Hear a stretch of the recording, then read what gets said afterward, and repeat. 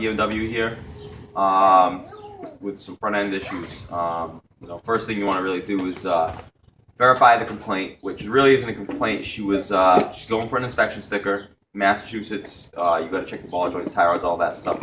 Make sure it's tight. Tires, there's a list of stuff, but this is the stuff that's wrong with the car. So first thing to do, verify complaint.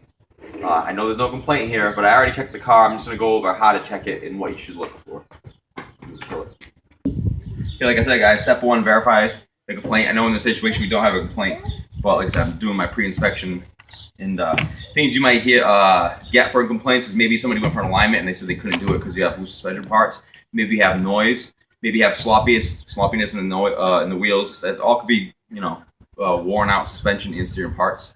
So just verify that, there is something loose. First thing I like to do is I jack the car up, I put a jack stand, try to use a jack stand, guys. I don't want to see anybody get killed. But first thing, wiggle test. I mean, easiest test you can do. I don't know if you can get this, but we have a lot of side-to-side play. A lot of people say, oh, that's a tie rod. It could be. But a lot of times with this type of suspension, you're going to have ball joints that'll give you side-to-side play. Let's go up and down and see if we got anything. I still feel it moving side to side as I'm doing this. I'm really not feeling it go up and down. So what I'm going to do is actually get under the car, take a look myself while somebody is wiggling the tire for me. So let's do that now. Okay, guys.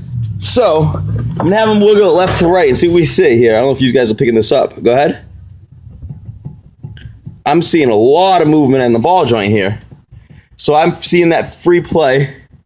But also, keep going. If you keep doing it, you want to put your hand on it to see if you feel the movement.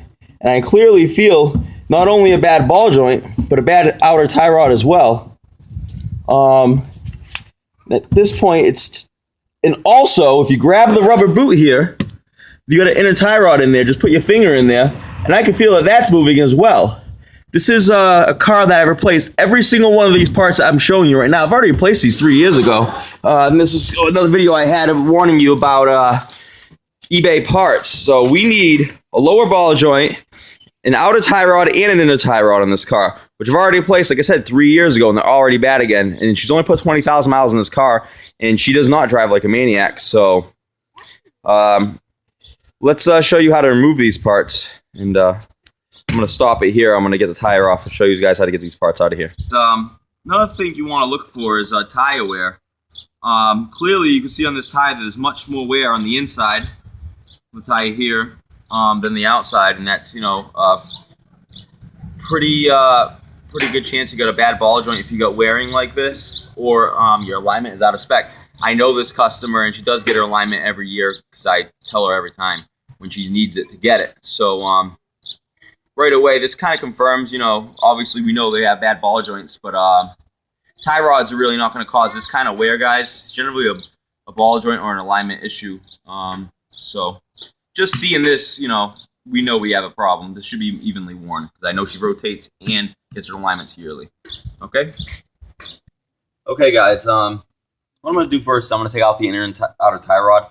What I like to do sometimes, I like to take them out as a whole, just so I can get my measurements correct. And I know we're going to get an alignment after this is done. But the customer, I'm not driving it to the alignment, but the customer is, and it's got to be pretty close or within reason. So you're not driving, the car. Believe me, I've put cars back together and lined them really wrong for not doing this, not paying attention to my measurements. And I had to bring it back in the shop before I can bring it to the alignment shop and straighten it out because you couldn't drive it. So what you want to do is you want to take out the nut for your outer tie rod. You're going to take off both your ties, or if this car was original, would actually have clamps, and it would probably have a band clamp over here. These have been replaced before, so they just have zip ties on them. Use some nice, good, strong ones if you're going to when you put them back on, because weak ones will break. Okay, so I'm going to remove some of this stuff, and I'll get back to you in 1 second. Okay, I just wanted to actually show something. I made a tool video of what kind of tools I have, and I got, like I said, cheap Harbor Freight Pittsburgh wrenches here, and they're kind of short and not very long. You don't really get a lot of power with them. Basic little trick. Basically, I like to put them up, depending on, I'm not even going to explain that, actually. Put the wrench on whatever way it's comfortable for you, but I like to double them up. I know people say not to do this, you can break the wrenches. I haven't broke any wrenches doing this, so I'm going to continue to do it. Since I got cheap Harbor Freight wrenches anyway, this is a good way to get some extra leverage, and as you can see, I barely worked to get that out. If I had just used this, I would be struggling. Crack that open. I already took out the clamps for the inner tie rod cover, and just pull that back. You want to expose the nut here. Now this is actually, surprisingly, like a hexagonical. It's actually like a nut. Usually tie rods are usually round, the inner part, but it's actually like a nut. So what I'm going to do is, like, I have a special tie rod tool to remove inner tie rods, but I like this better, just faster. So I grab my regular pipe wrench, not crazy. It's like a 14-inch pipe wrench. I use this like crazy.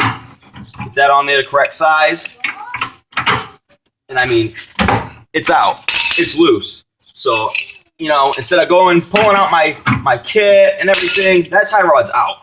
You know, it's loose. It's going to come right out. So I'll just do that on camera for you, just to show you I got it out. Give me a second. Just got to keep rotating it until it comes out. And just by rotating this, guys, I can tell just how easy it's turning. Usually a good tie rod is pretty stiff. So just by that, you can just tell this stuff I got this car the first time is junk. I wish I would have never bought it. The customer did not kill me, and they understand, because I had warned them ahead of time. You can't really see how much play we got here, but it's very minimal in the inner tie rod. The outer is a little worse, and the ball joint is a lot worse. But pop this right out for you real quick, just to show you a couple tools where you can get this out. Now, since I'm junking this tie rod, I'm probably just going to you can use a pickle fork, or I could just hit the head on this with a hammer. Or I can bang right on here. If I was saving this tie rod and I had to remove the knuckle for some reason, I would just get a hammer and I would hit it. This is steel, so we don't got to worry about really damaging it. I hit it right here. I might even do that actually to show you guys if I can get it cracked like that. But yeah, I would just smash on the top of this nut, or I would smash on the tie rod with a hammer, just because I know I'm replacing it, so I don't mind ruining it. Like I said, if I had to put it back on or had to reuse it, I would hit it here until it broke free. You hit it real hard there with a heavy hammer. Believe me, just hit it dead on. You ain't going to damage it, and it'll come out. On aluminum stuff, though, you really don't want to do that. You could damage it. I think people may even say that you may damage these steel ones. I don't recall ever damaging one that way. So I'm going to continue to do it that way until something happens. I mean, nobody's told me not to. But like I said, I'm self-taught, so, you know, make some mistakes, but that's it. That's all. It's out. So I'm going to make my measurements. I'm going to replace this as a unit. Well, you tried it again? It's on. Okay. So yeah, inner tie rod, real easy. I'm sorry, in the outer tie rod. This is the jam nut here that separates this.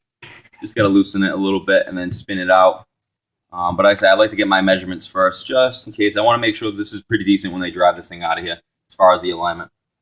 Okay, and on the lower control arm, I'm going to want to take this 19 millimeter out. Back here, I'm going to show you. I don't know if you can get in here. But there's a couple bolts over here. I got to get to this. I might have to loosen the subframe. I can't remember exactly to get at one of these bolts. And there's another joint here, which I access from under the hood. It's actually, this side's easier than the passenger side. The bolt's in a really good spot. I can get it with a long extension so I can use my gun. So I'm going to remove a couple of the easy bolts, and I'll show you probably the harder one and how I get this out, because this is kind of a pain sometimes to get out. So I'll get back to you in a second. It's recording. All right, guys, just one thing I wanted to mention. A couple things, actually.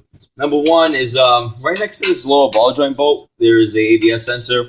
Just be careful, you know, especially when bolts are real tight. People sound there, and you know, you smash right into that sensor and break it. Be careful.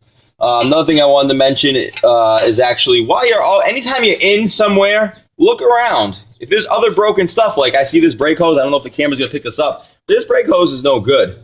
It's all dry rot and it's starting to crack. It probably honestly lasts a while like that, but it's something you definitely gonna want to mention to your customer. You don't want them leaving here 3 weeks later, the brake hose blows on the same side you worked on, and they're like, well, it's the same side you worked on. Believe me, I've heard it, like, you know, before. So if you see things, try to write it down, try to remember. And last thing about this, get that bolt out. Like I said, we're replacing this control arm, so I don't mind ruining the rubber boot. I'm just going to use a pickle fork on this one. I'm going to jam that in there and smash on it, and then here with the hammer, it will come out. Okay? I'll come back to you. I don't think you need, it's pretty self-explanatory. Okay, good. All right, guys. There's one more bolt I got to take out. I did take these other two out. They were pretty self-explanatory. I didn't have to move the subframe. They just came right out of 216 millimeters. But for the other joint here, it goes through the subframe up under the hood. Now, you guys can't see this. It's hard to show on the camera.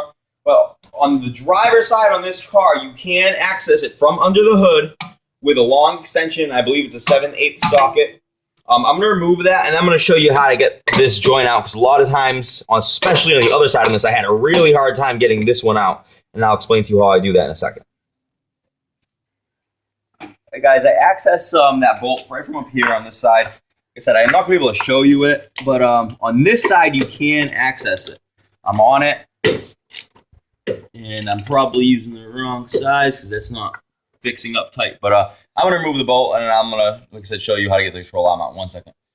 All right, guys, I got the bolt, the nut off from up top. It was ended up being a 7/8. I used a 12-point with a wobble extension. I could not get it with a straight extension, so just remember, you got to either use a wobble or a universal. But what I like to do on this is just find the best position you can where you can get a good hit on it with your hammer. But I'll just go in there with the pickle fork. Like I said, I am replacing this part, so I'm not worried about ripping the boot, so it doesn't really matter where you jam it in there. But you want to get it in there, hit it really hard. Now, I know this one's going to come out pretty easy. If for some reason yours gets stuck in there, the bolt is about 8 inches long or something like that on this. So there's a potential for a lot of corrosion, and I remember doing the other side, and it was really corroded on the inside, and I actually had to keep using this. And as I got space, I had to keep adding wrenches for spacers because it was really stuck in there. I'm not expecting that, I'm not expecting to do that on this. But if I have trouble and I do have to do this step, I'm going to show you. But I'm just going to take off camera and smash on this, and I'll get this out in a second. If I do have to do the other step, though, I will put it back on and I will show you. All right, guys. Like I said, this one was really easy to get out. As you can see, there's no corrosion on this one at all, and I was actually probably a little off my measurement. It's probably only around 4 inches long. But I got it out, just a couple of hits with the hammer. It wasn't that hard. Noticing here, the bushing's a little ripped up as well. This joint here, perfectly fine, nice and stiff. I actually never have seen this joint go bad. I'm not a beamer guy either, though, so I don't see a lot of these, but I have changed them, and I've never seen this part go bad. This is the part that always goes bad. I mean, I don't know if you want to get close up on this, but maybe, I don't know if you can see this a lot or not, but that's a lot of play. I know you might say or look at it and say it's not, but for a ball joint, that's a lot of play. This thing, I shouldn't be able to flop this around like that. Like this one is nice and tight. It's stiff the whole way through. Look at this one here. You got this one? That's nice and tight. It's not loose at all. This one's just garbage. And like I said, the bushing was wearing out as well. So guys, I'll have a video of me putting this back in a little bit. Okay? All right, YouTube. The control arm that I got for this car did not come with the bushing. I know it said it's worn, so I have to reuse it now. They need the car back at some point, so I think it's on the weekend. I'm probably gonna have a hard time getting to this or getting a new bushing for this, so I gotta take it off. I remember I actually banged these on when I did this, so I'm gonna use this puller. It's just a big bearing puller from Harbor Freight. I think it was like $20 for this puller. I just set it up with the bearing puller part on this side, and I've got a T. All comes in this kit. Don't have a part number or anything for you, but it's the large bearing puller from Harbor. Never tried this tool before, actually. It's the first time using it, I believe. I might have used it for a couple of little things, but nothing too heavy, so we'll see if it works. How do you know if it's going to work? Okay, I'm seeing something I don't like already. The bushing's slightly moving, but that's okay. It's going to bottom out right there.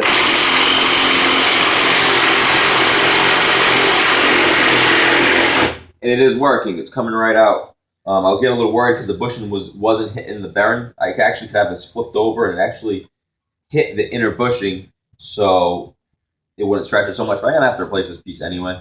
So I just got to get it out, get this car at least running on wheels, because I can't have it left overnight.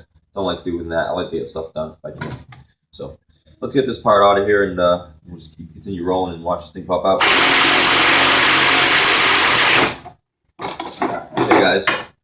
I've never done this with this tool before. I usually I assumed, I shouldn't assume, that new part came with a new piece. You got to remember this. This is a mistake. Live.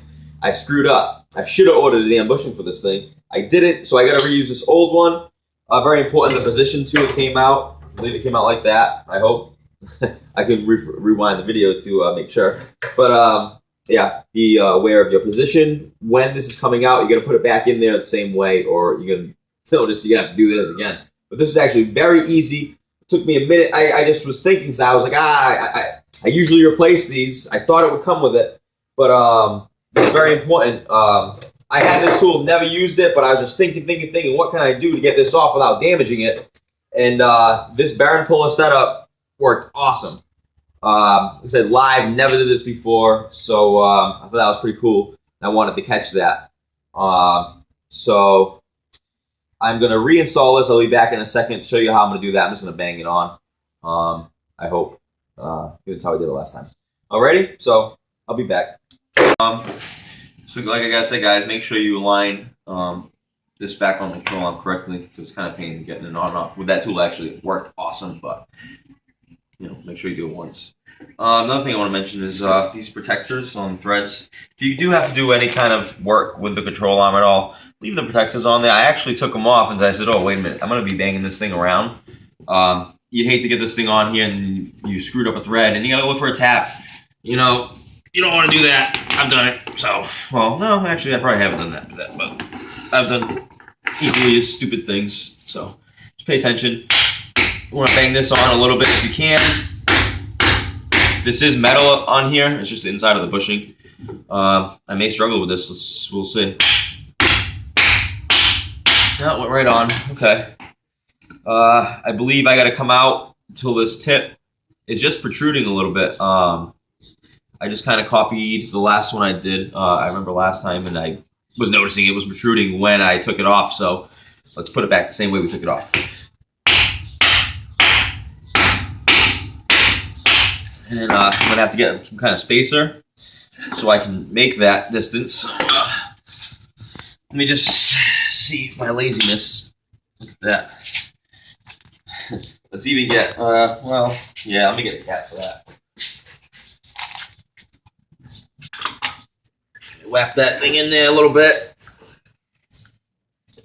Use your hammers, guys. Those are awesome tools. I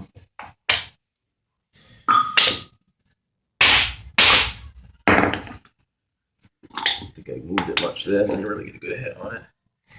Nice if I was, you know, not lazy and maybe went to the vise, but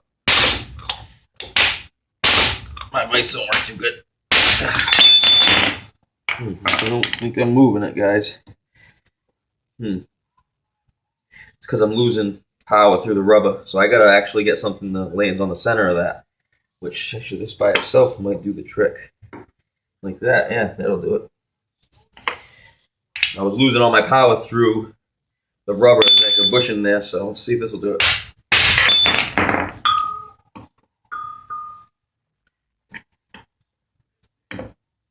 That way better. Yeah, I think I moved it a little. No. I have to find a different method to do this. It's not working out.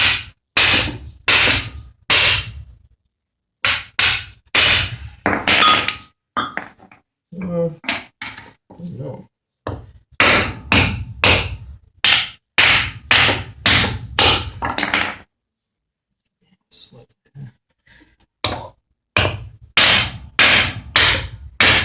Just trying to hit the bushing, guys. It's pretty good. It's sticking out just a little bit. As you can see, it's just poking out a little bit. So, let's put that bad boy back in there. And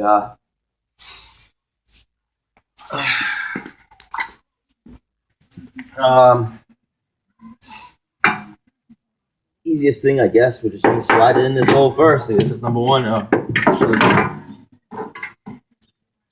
Maybe not. Maybe that wouldn't be the easiest thing. Let's see. When you're pulling this stuff, guys, make sure you're not ripping out wires and what have you. So, this one I got plenty of slack, so I can move this around as much as I want. Don't be afraid to grab the hammer and tap it up a little bit.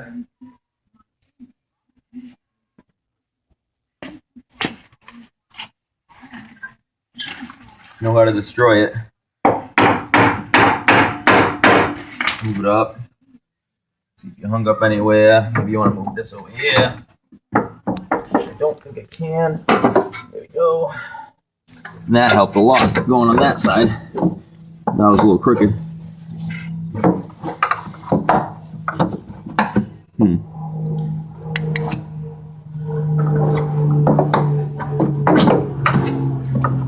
Okay. Just grab a nut, a bolt rather.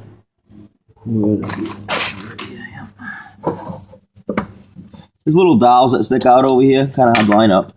I don't know if you're catching any of this on the camera. I know it's hard, but it's pretty self-explanatory, guys. I don't even think I got to go through this, but I'll show what I can.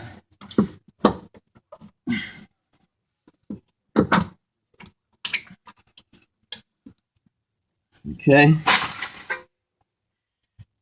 then I moved my tools, so I got those bolts in. I'm going to push that in. It's going to be pretty easy to pull this control arm down and get the ball joint end in it. So I don't think I got to show any more of this. Pretty self-explanatory. I'm going to show the tie rods. Just how I do that. It's pretty all self-explanatory. When we take it out, put it back in, it's pretty easy. So, all right, so I'll be back. Ready? Oh, yeah. Guys, I'm going to continue with the inner tie rods. Oh, the tie rods. I got to remove this inner from the outer because I got to reuse this boot. So I just got my ruler out here just so I know how long this is. And if you see, it's about 18 inches, like right on the nuts. So just remember that number. It's going to be 18 inches. And I already tried to loosen the inner from the outer, and it's really tight. And actually, I just noticed I gotta back this little ring off. I didn't even notice that. Straight wrench, no. Like this again. There's a little like a locking ring over here. So I just loosen that up. It pinches these threads. I'm gonna try to turn it. That's not gonna work. Some more charisse in there. Which I don't know if you guys from New England or even Massachusetts, but they might not know what charisse is. And I'm definitely not using it in the right context. Charisse is food. And I'm saying power. But actually, now that I backed that nut off, I thought I was going to have to heat this up. But it's not looking that way. It looks like it's going to come out. So that's good. I was going to show you guys that you can heat something up like this. You gotta want to be careful though. If I wouldn't heat in this area, this will blow up. Believe it or not. So this happened to my buddy. He's scarred real bad in his face. He wears nothing but a goatee now because his jaw's basically half blown out. So yeah, don't heat up around ball joints and tie rods and stuff like that. Very bad. So yeah, just get this sucker out of here. I thought I was gonna have to heat it up, but came out pretty easy. So I didn't realize there was that locking ring on there. I was pinching it. Just get that sucker out of there. I have to reuse this locking ring because the new tie rod did not come with one. So reuse that sucker.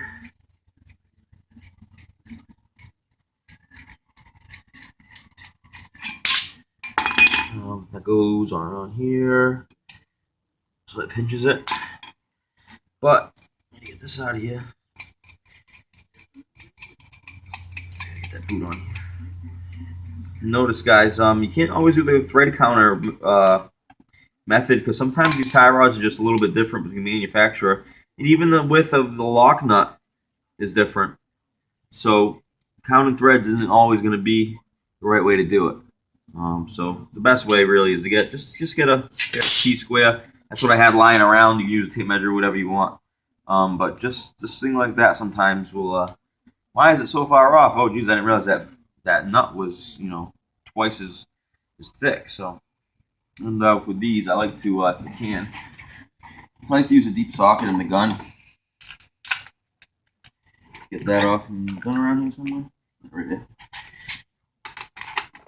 Those take me forever to get that off.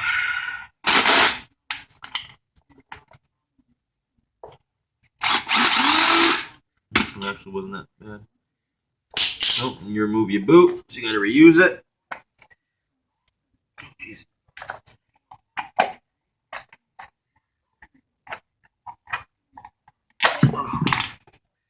The boot, as you see, there's no oil in there. This rack's good. It's not leaking, so that's good.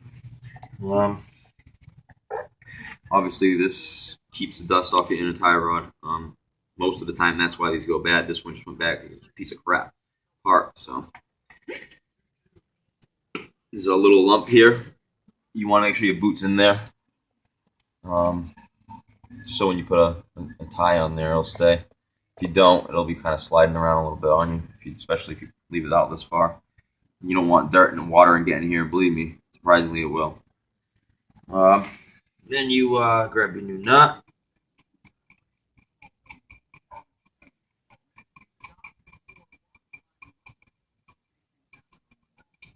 So guys, this is probably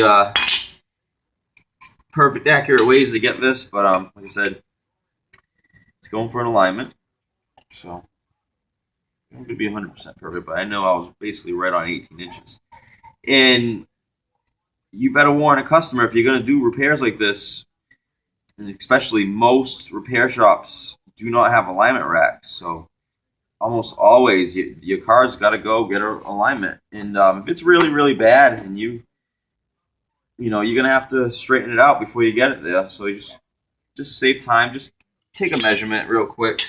We want 18 inches. I measured it this way last time. We got 18 and like almost a quarter, so we got to get a little tighter here.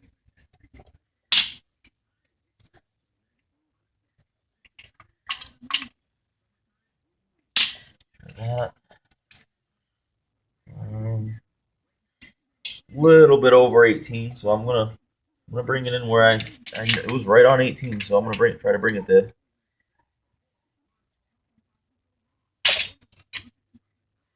And yes, every time you do even just a stupid tie rod, I would get it in alignment. You don't want to mess up your tires. That's about right there on 18 inches, so I'm gonna go with that. I'm gonna lock it. Lock it. You don't need to go crazy tight. I mean, you want to be decently tight. Let's see. This one here. These wrenches don't fit this tie rod. It's a completely different diameter. Oh, once I had it. Yeah, no, it's different a little bit, but I can do it there. Tighten that up. That's going to pinch those threads with that little collar there. That's it. It's tight. Pretty easy. Just roll it, spin that in there.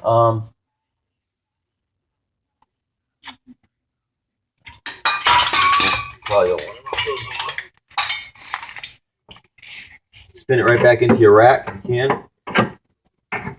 Try to go really straight if you can. Well, I mean, if you can, you have to.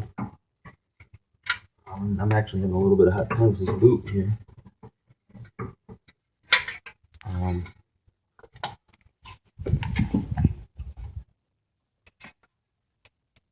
having trouble getting this threaded. So before I go with the image or anything, I just want to make sure these threads are the same as the old ones.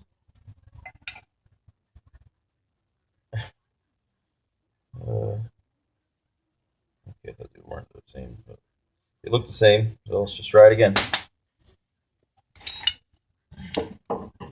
Actually, you know what, Jeff, you want to, I'll do it. I'm going to turn the steering wheel in because I can't get the right angle to get it straight enough, I think. So I'm going to turn the steering wheel the other way.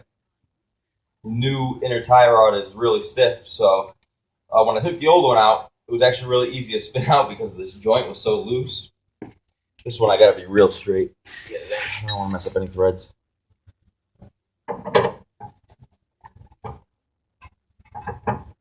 I'm still having trouble. Don't know why that's not threading. Oh, that's not right. You recording? Yeah, I'm recording. Okay.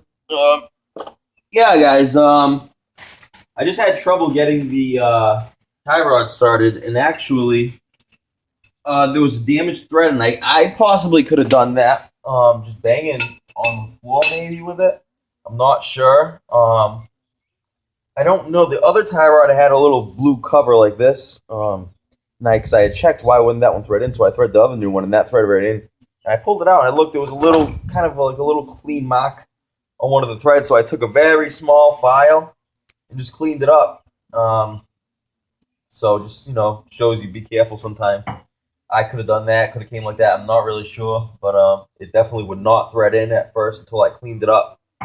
And once again, like I said, not a fan of my inner tie rod tool that I have. So use this. On this one, you could actually have used a adjustable wrench, because this is has like 8 sides or whatever on it. So you could have used a regular wrench. Like to tighten these pretty decent. That's about it. Get your clamps on. And you're good to go. I just gotta put the outer tie rod, but that's pretty self-explanatory. I mean, most of this is just wanted to, show some people that you can actually save a lot of money, because I'll tell you right now, these parts, when you mark them up and everything, and you got to charge labor.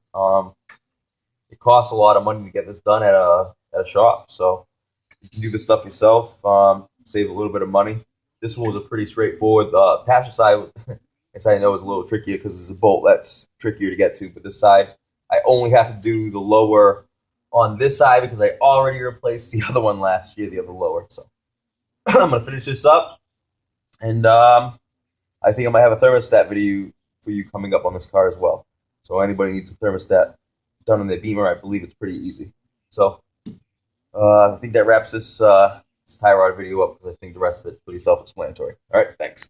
All right, guys. The other side, I figured I'd just show you this. The tie rod is really stuck on this side, even though I backed up the jam nut and this little collar here. So let's just show you a little bit of heat. This is not an expensive heat torch. I want to say maybe 50, 60 bucks. He gets you this and this, so not too expensive. Concentrate on where the threads meet each other. I don't really move it around too much. I'll keep it on one spot for a little bit and I'll flip it. You just want to make sure that this other end is not getting hot. Like I said, you could definitely, this will blow up if you heat this up. I don't know exactly what the science is behind it, but I think it's just the metal is expanding really fast, I guess. I really don't know, but I just know you're not supposed to do it. Even this end as well. If this starts getting hot, you kind of want to stop, but so far away, I don't see a problem. Probably should have my safety glasses on.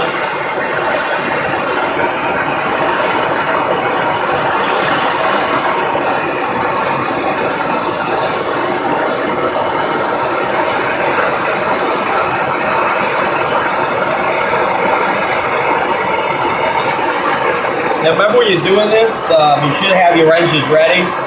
Kind of want to try to, do it as quick as you can, so you get the best result. You want to heat this up once, that's it. So, probably another thing, you probably shouldn't be wearing rubber gloves while you heat stuff up too. I'm sure it'll probably hurt. Let's see if this works. Easy now, easy going now. Before I couldn't even budget, and it's turning real easy. So, like I said, I wouldn't really do this, but 2 problems I would have if I didn't. One, I need that the collar there, because it doesn't come with a new one. And you want to be careful too that I didn't heat this up, which this is still cool, so we're good. Don't want to ruin your boot. And like I said, I need to get the boot off here, so I had to get it off. We're in New England, Massachusetts, a lot of salt and stuff, so this is pretty common. This may not be as bad somewhere south, where it doesn't really snow a lot. Where the temperature's warmer all year and you don't get snow, you're not gonna have salt.